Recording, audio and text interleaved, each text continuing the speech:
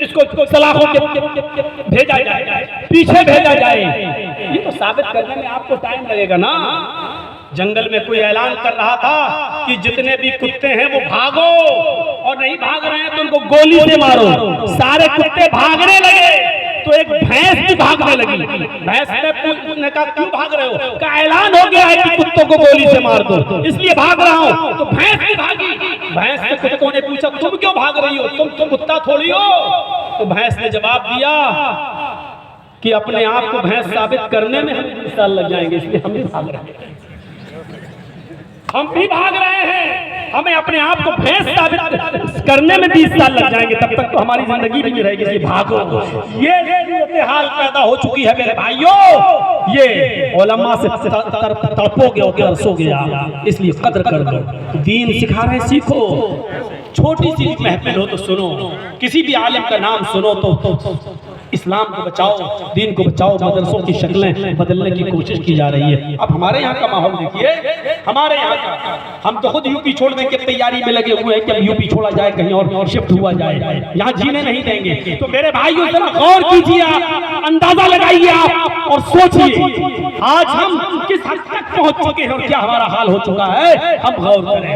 تو اسلام اپنی تعلیمات سے بھرا پڑا ہے، اسلام کی تعلیمات کو اپنائیے اور اس پر چلیے۔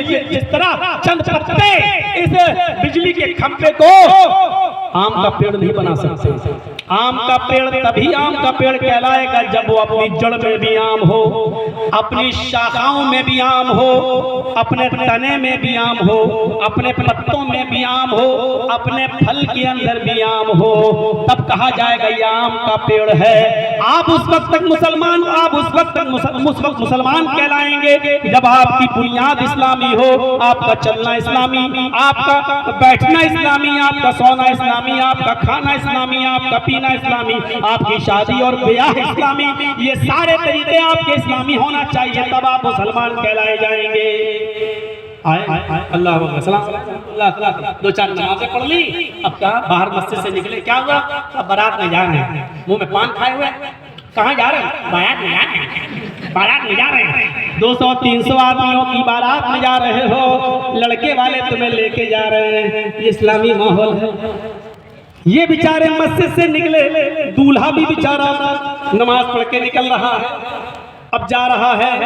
اگر ہم نے ان لڑکیوں کے لیے آسانی سوچی ہوتی تو آج یہ صورتحال ہمارے ملک میں نہیں ہوتی۔ جہیز کی لعنت نے تباہ و برباد کر کے رکھ دیا۔ اور کون سا علاقہ؟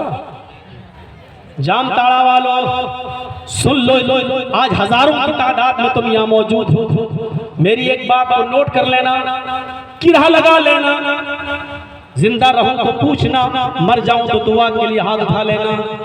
اللہ کی قسم اگر آپ نے جہیز کے اندر خرافاتیں بند نہیں کی اور جہیز کی لعنت کو اپنے سماج اور معاشرے سے نہیں مٹایا تو یہی ہماری بیٹیاں غیر مسلموں کے ساتھ نکاح کریں گی۔ ارتداد کی لہر بہہ رہی ہے، سپریم کورٹ اور ہائی کورٹ کے اندر ایک دو نہیں کئی ہزار لڑکیوں نے، مسلم لڑکیوں نے اپلیکیشنیں دے رکھی ہیں کہ میں اپنی مرضی سے نکاح کرنا چاہتی ہوں، میرا باپ رکاوٹ بن سکتا ہے، میرا بھائی رکاوٹ بن سکتا ہے، جب میں کسی غیر مسلم سے شادی کروں تو میرے باپ کی اور میرے بھائی کی نہ سنی جائے۔ کئی ہزار لڑکیاں کورٹ میں اپلیکیشنیں دے چکی ہیں۔ جب ہماری بیٹیاں دیکھیں گی کہ ہمارے پاس 1.5 لاکھ روپے کی بائک نہیں ہے دینے کے لیے، لڑکے کو دکان پہ بیٹھنے کے لیے 2 لاکھ روپے اور 3 لاکھ روپے نہیں ہے، ان غریب لڑکیوں کی جب آپ حالت دیکھیں گے اور جوانی کی دہلیز پر یہ قدم رکھ چکی ہیں تو ان کو تو اپنی پیاس بجھانے کے لیے جہاں جگہ ملے گی چلے جائیں گی، کیونکہ جب سیلاب آتا ہے منڈیر ٹوٹ جاتی ہے اور پانی اپنا راستہ نکال لیتا ہے. جب جوانی میں آگ لگتی ہے تو ساری چیزیں توڑ دی جاتی ہیں. باپ کی عزت کو پامال کر دیا جاتا ہے, خاندان کی عزت کو پامال کر دیا جاتا ہے, اور جوانی کا یہ جوش ماں باپ کی چھاتیوں پر بلڈوزر چلاتے ہوئے غیر مسلموں کے ساتھ بھاگنے پر ہماری بہنوں بیٹیوں کو مجبور کر دیا جاتا ہو جاتی ہیں. یاد رکھنا اے سماج کے چودھریوں, اے سماج کے ٹھیکیداروں, ضروری نہیں کہ 10 لاکھ روپیہ خرچ کر کے جلسہ کراؤ اور مولانا جرجیز کو بلاؤ. ضروری نہیں ہے آپ اتنا لمبا چوڑا خرچہ کر کے آپ جلسہ کرائیں. آپ صرف ایک کمیٹی بنائیے اور ان غریب لڑکیوں کی شادی کا انتظام کروائیے, اور جیسے بالغ ہو جائیں ان کا نکاح کروا کر ان کا گھر بنوائیے, ان کا گھر بسوائیے.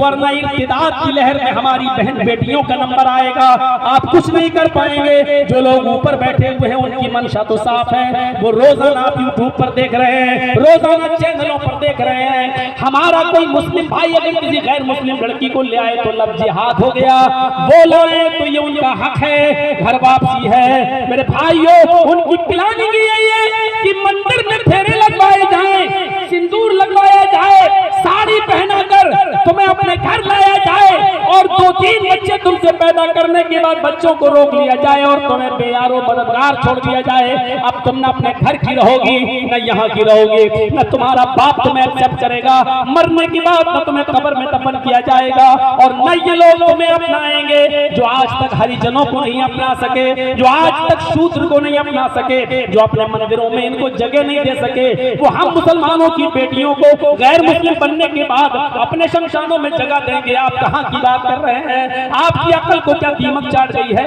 یہ بالکل نہیں ہو سکتا ہے, یہ بالکل نہیں ہو سکتا ہے.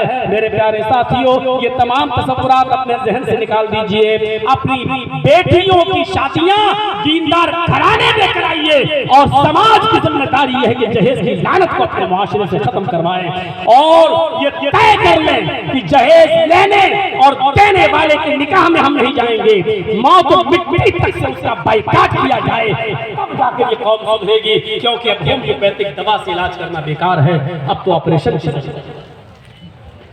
یہ ہو رہا ہے. دین بہت سہل ہے, آسان ہے. ہم نہیں بیان کیا تھا اور علماء نے آپ کو بتایا ہوگا. قرآن کی چند آیتوں کو, سورتوں کو مہر بنا کر اللہ کے نبی نے نکاح کر دیا تھا. ہو گیا, اسی جگہ نکاح پڑھایا گیا, اسی جگہ بدا ہو گئی. جاؤ اسی کپڑے کے اندر لے جاؤ اپنی بیوی کو, نکاح کرا دیا گیا. خود اللہ کے رسول اس عورت کے ولی بن گئے. ہو گیا نکاح, کیونکہ اس کے نہ باپ تھے نہ بھائی, باپ تھا نہ بھائی, اس لیے قاضی خود ولی بن گیا. اللہ کے رسول نے نکاح پڑھایا, آپ خود ولی بن گئے اس عورت کا, کی رخصتی کر دی. کچھ بھی پتا نہیں. سنا ہے نا, آئی تھی وہ کہہ رہی تھی اللہ کے رسول میں آپ کو نکاح کرنا چاہتی ہوں. 3 بار کہا اس نے. اللہ کے نبی خاموش. ایک صحابی بولے آپ کو ضرورت نہیں تو میرے ساتھ کر دیجیے. آپ نے کہا ان سے کرو گی؟ اس نے کہا اللہ کے رسول آئی تھی آپ کے لیے, اگر آپ نہیں کرنا چاہتے تو اس کے ساتھ کر دیجیے. بخاری کتاب النکاح. کہا اللہ کے رسول اس کے ساتھ کر دیجیے. آپ نے اس صحابی سے پوچھا خیر کیا دو گے؟ کہنے لگا وہ بھی دینا پڑتا نہیں ہے میرے پاس. آپ نے کہا جاؤ کچھ لے کر آؤ. کہتا کچھ نہیں میرے پاس.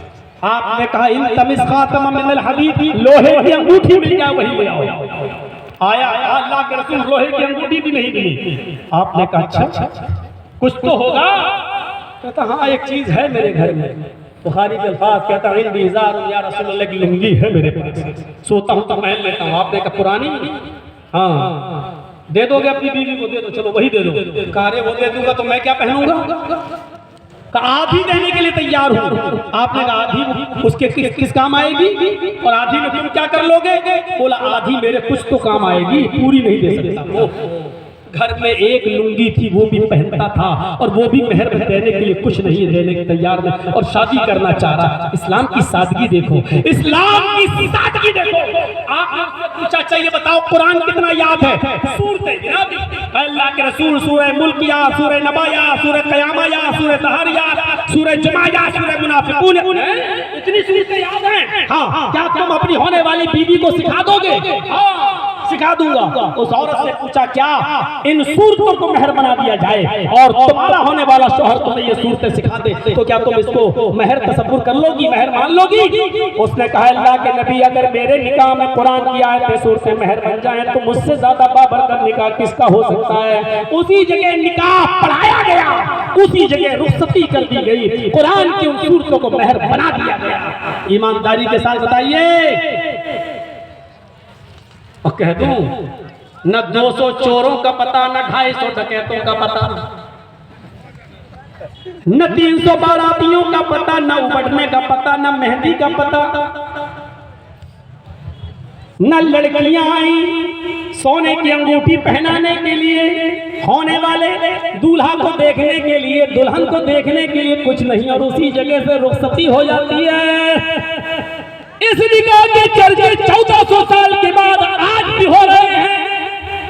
کوئی ایک ایسی شادی بتا دو، کوئی ایک ایسی شادی بتا دو جو بڑے عالی شان طریقے سے ہوئی ہو اور اس کا چرچا آج ہو رہا ہو، 5 6 10 دن کے بعد اس چرچے کو لوگ بھول جاتے ہیں، اس کا چرچا نہیں ہوتا۔ میں کہنا یہ چاہ رہا ہوں کہ آسانیاں پیدا کرو مسلمانوں، معاشرے کے اندر جہیز کی لعنت ختم کراؤ۔ اگر آپ چاہتے ہو کہ ہم اپنی بہنوں بیٹیوں کی عزت کو بچائیں تو اگر آپ نے جہیز کی لعنت ختم نہیں کی تو تیار رہیے خون کے آنسو رونے کے لیے، تیار رہیے خون کے آنسو رونے کے لیے، کیونکہ سرکاریں بدلتی رہتی ہیں، حکومتیں بدلتی رہتی ہیں، بہت جلدی کوئی اور لوگ قابض ہو جائیں اور ایسا نہ ہو کہ یہ ساری چیزیں ہمیں اپنی آنکھوں سے دیکھنا پڑے۔ خود ہمارے اٹاوا کے اندر ایک کیس ہمارے اوپر وہ بھی چل رہا ہے کہ ایک مسلم لڑکی جب غیر مسلم لڑکے کے ساتھ بھاگی اور ہم نے نابالغ لڑکی تھی اس لیے اس کے خلاف جلوس نکالا، پولیس ناکام رہی لڑکے کو پکڑنے کے لیے، میں نے جلوس نکالا، 5 6 ہزار آدمیوں کو لے کے دھرنا دے دیا، آج تک وہ کیس ہمارے اوپر چل رہا ہے اٹاوا کے اندر۔ میرے بھائیوں اپنی آواز اٹھانے کے لیے بھی میرے بھائیوں ہم تیار، ہمیں آزادی نہیں ہے، ہم نے اپنے احتجاج کیا، آواز اٹھائی، لیکن کیس ہمارے ہی اوپر ٹھوکا گیا۔ آج اٹاوا کی سرزمین پہ چل رہا ہے میرے اوپر، آپ اندازہ لگائیے، اور وہ دونوں آج بھی بڑے آرام سے رہ رہے ہیں، بچے بھی پیدا ہو چکے ہیں۔ نابالغ لڑکی جس کے ہائی اسکول کے سرٹیفکیٹ میں عمر کم لیکن 420 کے ساتھ عمر بھی بدل دی گئی، سب کچھ چینج ہو گیا، اور آج وہ دونوں آج بھی رہ رہے ہیں، اور اس لڑکے اور لڑکی کا آنا جانا تو ہو گیا اپنے سسرال میں، میکے میں، لیکن مولوی جرجیس مقدمہ آج تک بھگت رہا ہے۔ آج تک یہ دن آپ کو دیکھنا پڑیں گے اگر آپ نے جہیز کی لعنت کو ختم نہیں کیا، کیونکہ موبائلوں نے ہماری بہن اور بیٹیوں کو بے قابو کر دیا ہے۔ انسٹاگرام پر دیکھیے کیسی کیسی تصویریں آ رہی ہیں، ٹک ٹاک پر دیکھیے، کبھی کبھی جب یوٹیوب کھولو انسٹاگرام پہ چلے جاؤ تو نہ دیکھنے کے باوجود آ جاتی ہیں، اور معلوم ہے کہ یہ لڑکیاں کہاں کی ہیں، معلوم ہے۔ بچپنے سے میں تقریر کر رہا ہوں، آج بڑی ہو گئی تو کیا ہوا، جب چھوٹا تھا تو ان کو دیکھا تھا، آج تو ٹک ٹاک پر کس طریقے سے بیہودہ گانے بنا رہی ہیں اور یعنی کی ساری حدیں پار کر دی ہیں۔ یہ چیزیں ہمیں بتلا رہی ہیں کہ آگے چل کر ہماری بہنوں بیٹیوں کا مزاج کیا بننے والا ہے، کیا بننے والا ہے، اور ہماری بہنوں بیٹیاں کس حد تک بہکنے والی ہیں۔ یہ خط کا مضمون بھاپ لیتا ہوں لفافہ دیکھ کر، وہی چیز انسٹاگرام اور ٹک ٹاک پر آنے والی تصویریں بتلا رہی ہے کہ اب جو بچیاں چھوٹی چھوٹی ہیں وہ بڑی ہو کر کیا کارنامے انجام دینے والی ہیں، کیونکہ ہم نے ان کو مدرسوں میں نہیں پڑھایا، ہم ان کو کوئی ایجوکیشن دے رہے ہیں، ہم ان کو لڑکے اور لڑکیوں کے ساتھ بیٹھ کے پڑھا رہے ہیں۔ خود میرے پیارے ساتھیوں، ہمیں جہاں لکھنؤ میں ہمارا بچہ پڑھ رہا ہے